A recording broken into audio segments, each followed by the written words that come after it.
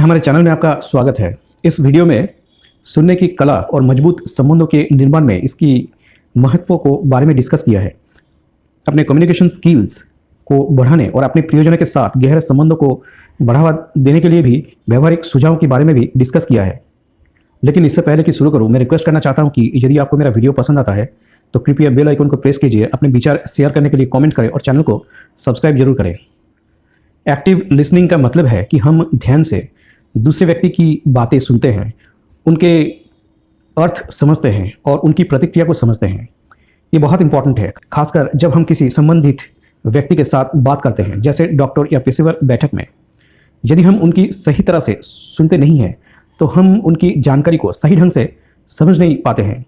Attachment theory बताती है कि जब हमारे संबंधी व्यक्ति हमारी बातें ध्यान से सुनते हैं तो हमें सुरक्षित महसूस होता है। साइकोलॉजिस्ट विलियर्ड हार्ले की रिसर्च ने दिखाया कि सक्रिय सुनना बहुत इंपॉर्टेंट है, खासकर संबंधों में। ये संबंधों को मजबूत और संदर्भ में गहरा करने में मदद करता है। जब हम अपने साथी की बातें सक्रिय रूप से सुनते हैं तो हम उनकी भावनाओं और ज़रूरतों को समझते हैं और इससे हमारे बीच संबंध में गहराई और संबंधों की स्थिरता बढ़ती है। अगर आप एक सक्रिय श्रोता बनना चाहते हैं तो कुछ टिप्स मैं डिस्कस करना चाहूँगा। अपनी राय न बनाएं और मुद्दे पर पक्ष न लें, बस दूसरे की दृष्टिकोण को समझने का प्रयास करें। व्यक्ति को उनके विचारों को बिना रोक टोक के पूरा करने दें। कभी कभी थोड़ी चुप्पी भी अच्छी होती है, क्योंकि उससे उन्हें खुद को साफ रूप से व्यक्त करने का समय मिलता है।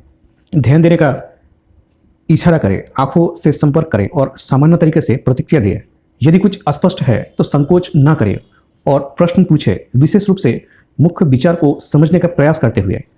जो कहा गया है उसका संक्षिप्त सारांश दे, जिससे कि आपको समझने का प्रयास दिखाई दे। दूसरे के दृष्टिकोण को समझने के बाद आप अपने विचार या फीलिंग्स को शेयर कर सकते हैं।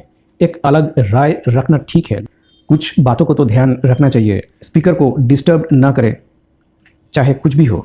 उनके विचार पूरी तरह से समझने से पहले उन्हें बात पूरी करने का मौका दें। इससे उन्हें महसूस होगा कि आप उन्हें समझने में वास्तव में रुचि ले रहे हैं।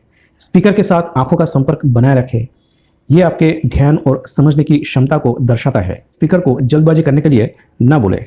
उन्हें मेन पॉइंट पर ध्यान केंद्रित करने के लिए धीरे और विनम्रता से प्रेरित करें। स्पीकर के बोलते समय अपने ध्यान को भटकने से बचें।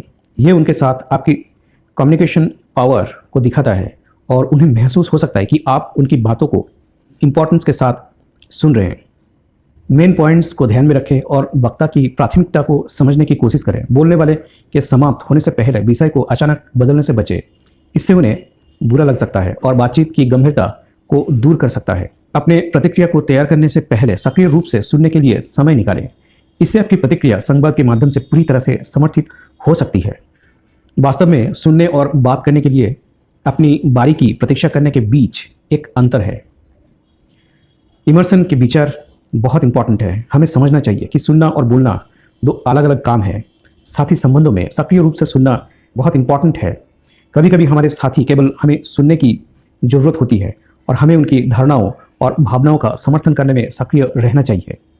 इससे हमारे रिश्ते में अधिक समर्थन और संबंध बनता है, चाहे हम प्रॉब्लम्स का सॉल्यूशन कर पाए या नहीं। सुनना हमें हमारे अपनों के द्वारा सुझाव और सलाह की ओर ले जाता है, जो हमारे रिश्तों को मजबूत बनाने में मदद कर सकता है। इसलिए हमें सभी को सुनना चाहिए, चाहे हमें वास्तविकता का सामना करना हो या नहीं। वीडियो वॉच करने के लिए थैंक्स। प्लीज़ इसे लाइक करें, अपने दोस्तों और परिवार के साथ शेयर करें और चैनल को सब्सक्राइब जरूर करें।